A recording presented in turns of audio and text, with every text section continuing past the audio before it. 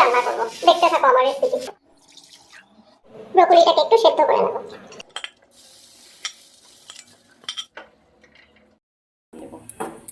একটু সিদ্ধ করে নিলে কি হয়, পেস্টিসাইড যেগুলো থাকে, সার থাকে, এগুলো যায় কি।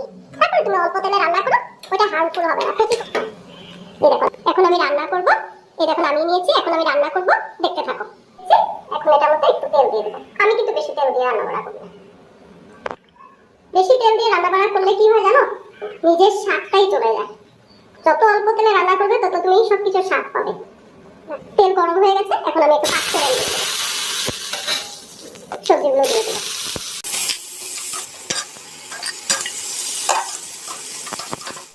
হলুদের গুঁড়ো, পরিমাণ মতো নুন, একটু জিরের গুঁড়ো, অল্প একটু লাল লঙ্কা গুঁড়ো দিয়ে দিলাম, রং দিয়ে দিলাম। মশলাটা শুকনো হয়ে আছে, তার জন্য একটু জল দিয়ে দিয়েছি। এখন আমি অল্প আঁচে বসিয়ে রাখবো। এরকম বন্ধুরা আমি বাদামটাকে পেস্ট করে নিয়েছি।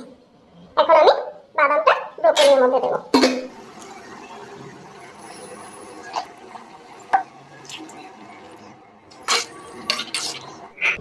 দুটো কাঁচা লঙ্কা দিয়ে দিলাম সঙ্গে করে। এখন একটা সেদ্ধ হতে থাকো, দেখতে থাকো তোমরা, ফলো করো, লাইক করো, শেয়ার করো।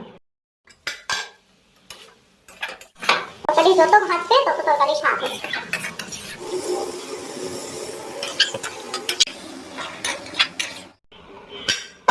এই দেখো বন্ধুরা ব্রোকলি হয়ে গেছে, এই দেখো সব সেদ্ধ হয়ে গেছে।